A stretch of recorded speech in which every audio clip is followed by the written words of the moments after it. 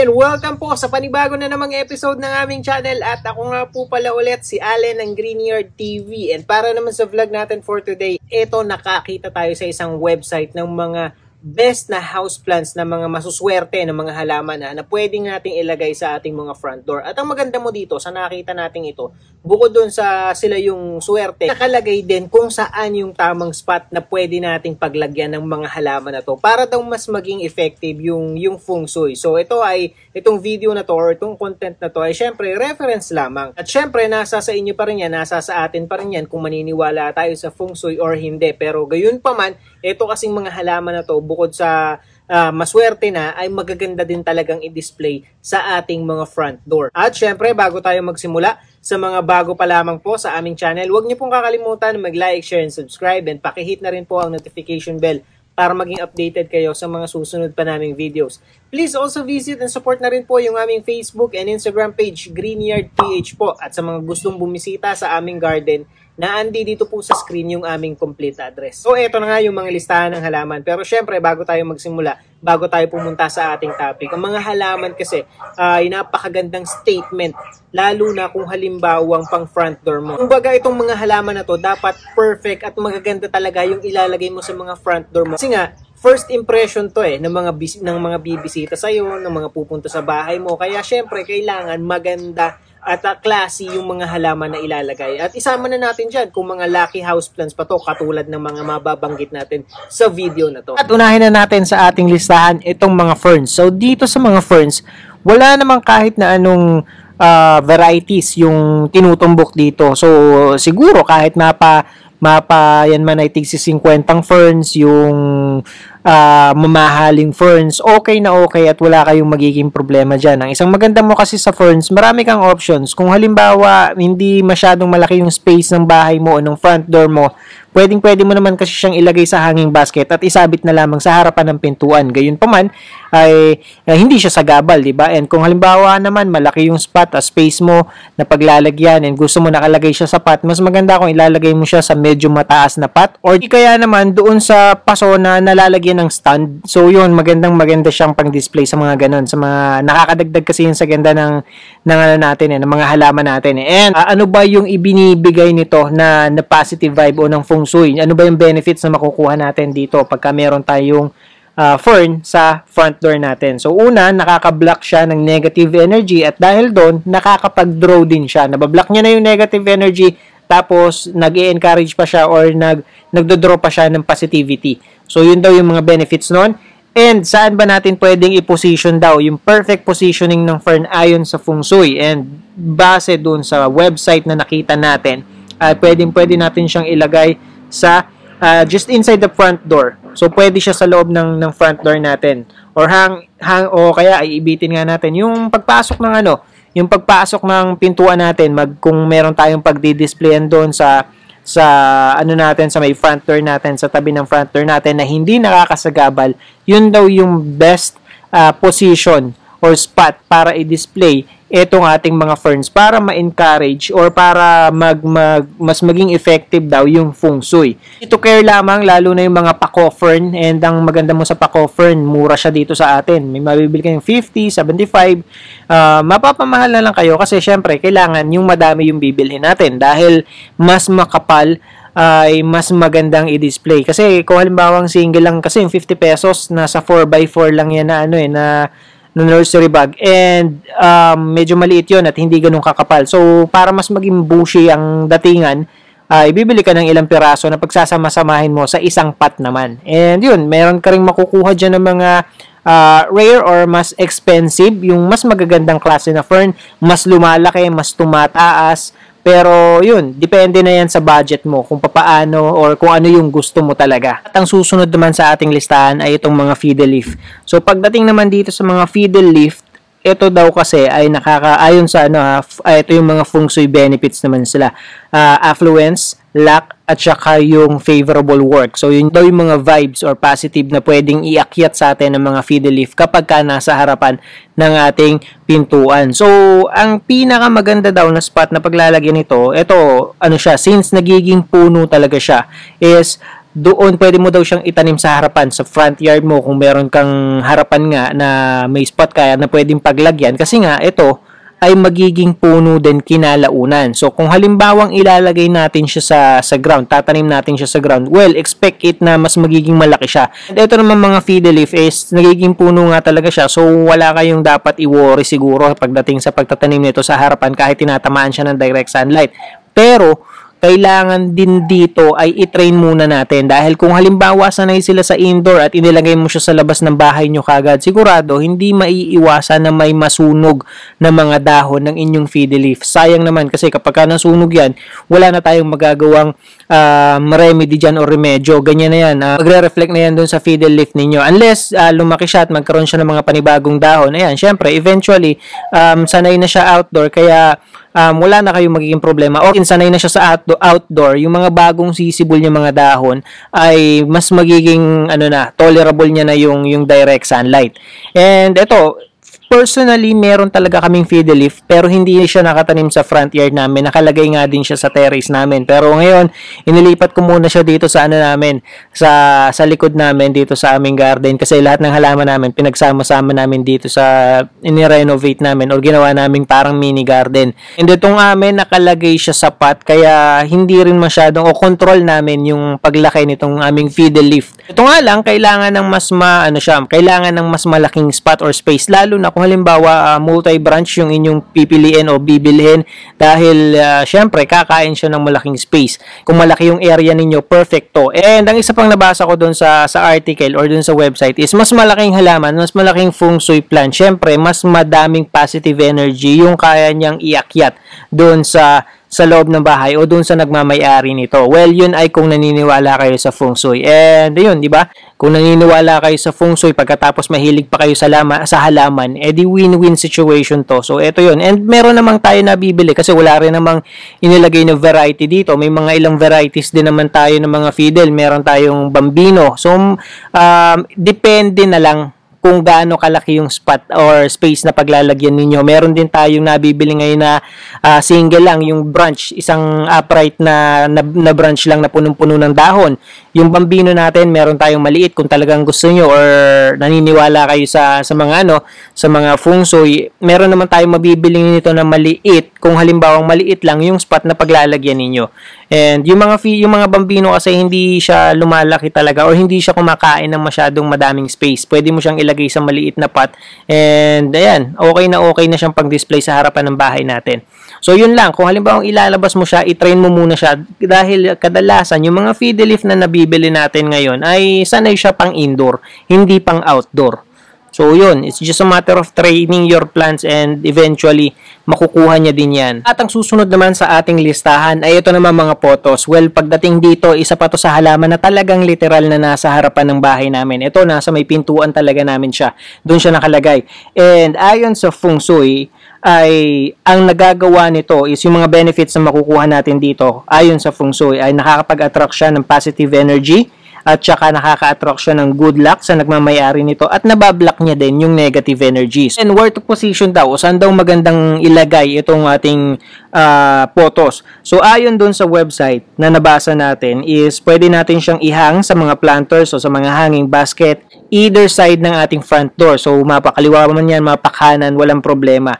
So depende naman sa inyo yan kasi ito naman pwedeng nakapat or pwedeng nakahang. Kaya nasa sa inyo na yan kung ano yung mas trip ninyo. Yung sa amin kasi, yung aming Marble Queen, ayan, as you can see, kaba-vlog lang natin yung previous vlog natin at nakalagay siya sa pot, tapos merong pole. And yun, nasa entryway talaga siya. Perfect siya para sa entryway din ayon dun sa feng shui. And ang isang maganda mo dito, kung halimbawang ikaw ay beginner pa lamang o gusto mo pa lamang magsimula sa pag-aalaga ng halaman, or di kaya naman mas naniniwala ka sa feng shui at nakita mo na ito palang mga halaman na to ay maaaring mag-attract ng mga positive ayon sa feng shui at gusto mong kumuha. So isa to sa pinaka madaling alagaan na halaman. Wala kang ipag-aalala dito.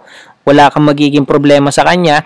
Easy to care, low maintenance na halaman. So watering lamang to. Huwag nyo lang hahayaan na talagang matuyo siya dahil lalabas yan or magre-reflect yan doon sa mga dahon niya kapag hindi enough yung amount of water na nare-receive nila. Yung mga isa sa mga houseplant for beginners na maaaring mahihilig sa feng shui. So ito yung isang maire-recommenda natin para sa kanila. At ang susunod naman sa ating listahan ay ito namang mga lucky bamboo. Well, may lucky bamboo kami din dito sa bahay namin. And isa din siya kasi sa talagang considered as lucky plant ever since eh. And ngayong 2022, ganun pa din. Kasama pa rin siya sa listahan. Siguro, taon-taon maaaring kasama talaga sa listahan yung lucky bamboo. At ayon sa feng shui, ito naman yung mga benefits na pwede nating makuha. So, nag-a-attract din siya ng good luck, good fortune. Nabablock niya din yung any negative energy na maaari daw na pumasok sa bahay natin.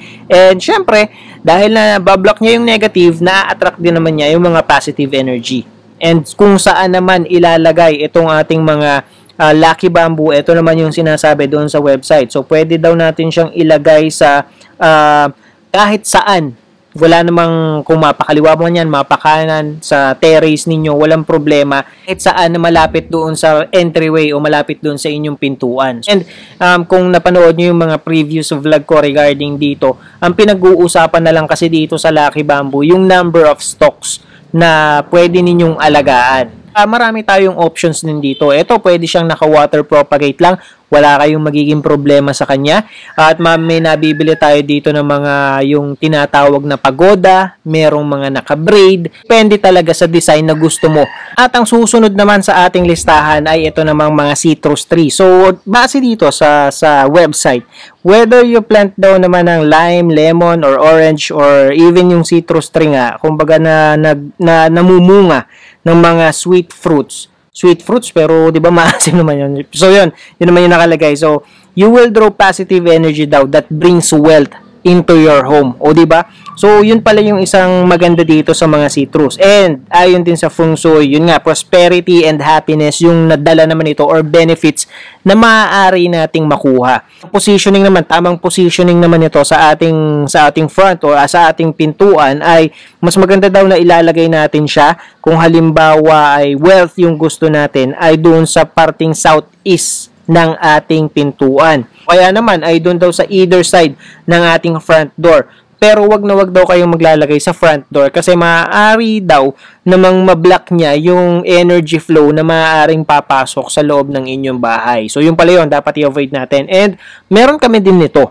Kaya lang yun sa amin kasi literal na nakatanim din sa harapan ng bakura namin o sa front yard namin. Medyo malayo siya sa at least nasa pa rin siya. Nasa harapan pa rin ng pintuan namin, pero medyo malayo lang ng konti. And ito yung ordinary lemon lang naman. And yun, fruit bearing nga siya. And as you can see, ito yung itsura ng niya. Ang laki na nga ng bunga niya eh. Kita nyo, siya, parang hindi yung ordinary na lemon na, yung shape ng lemon kasi parang medyo ovate na yung shape ng nito eh, ng bunga niya. And still, meron pa rin kami pala na lemon tree dito sa aming harapan ng bahay. Kaya hindi ko na kailangan magdagdag. And kung halimbawa man, wala naman kayong front yard, pwede naman or may mga nabibili naman ito na nakapasuna. Yun yung mga nakikita ko sa ibang bansa, sa mga houses na nakikita ko online, sa mga nakikita natin na nagbo-vlog. Meron silang nakatanim sa paso na namumunga din talaga ha. And mas maganda daw pala kung halimbawa mapapabunga nyo yung inyong mga puno, yung mga fruit bearing trees ninyo katulad ng mga nabanggit ko o nandito sa listahan natin. Mas nakakapag-draw siya ng mas maraming positive energy kapag ka daw namumunga siya. Ano naman talaga yung goal ng isang fruit bearing tree? Kailangan talaga mamunga siya, di ba? Tulad nitong sa amin, nasa around lang to.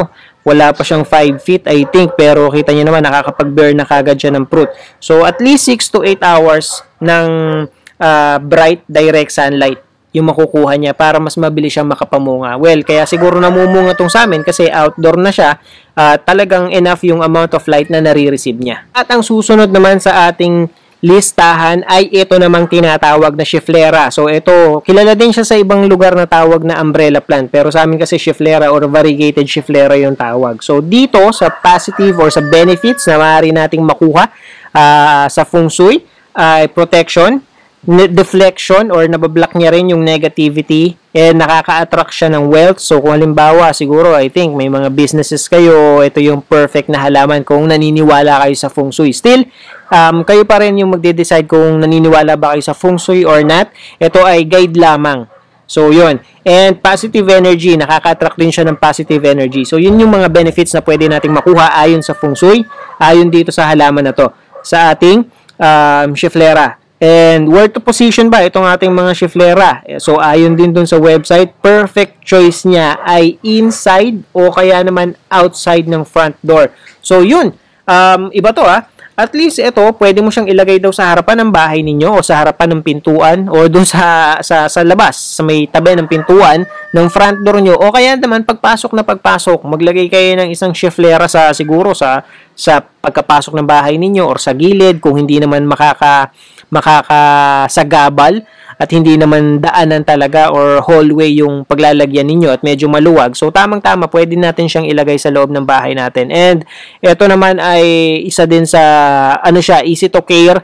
Ang Schefflera ay dito sa amin, outdoor plant siya, pero hindi naman ibig sabihin ay hindi na natin siya pwedeng gawing indoor. Kaya, ang maganda mo sa Schefflera, hindi din masyadong maselan yung variegation ng halaman o ng dahon niya. Kahit pa sabihin mong ilagay mo siya sa isang spot ng bahay ninyo na, let's say, hindi ganun kaliwanag. Pero, tinatama naman ng liwanag.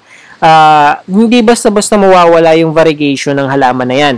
And ang maganda mo sa kanya, madali siyang alagaan kasi nga, kung halimbawa outdoor plant siya at wala kang aalalahanin, kung halimbawa wala kang terrace, harapan lang kagad, pintuan lang kagad, tapos tinatamaan pa ng direct sunlight. And isa din to sa kino-considered na lucky plants dahil doon sa isang tawag sa kanya, yung 5 fingers. Pagka daw 5 kasi yung dahon sa isang tangkay, yun daw yung considered as lucky. At kapag nilagay niyo siya doon sa sa labas, sa loob ng may pintuan, tabi ng pintuan o kaya naman doon sa labas ng front door ninyo, ang nakukuha niya o ang pwede daw na ibigay sa atin ito ay nakakapag-draw siya ng prosperity into our home o kaya naman ay protection. So, yun yung mga perfect location para doon sa ating mga Schefflera. Ang susunod naman sa ating list ay isang variety ng palm, pero dito very accurate ang nilagay nila. Ito yung tinatawag na Areca palm or palmera din. Dito sa amin, mas popular siya as tawagin na palmera.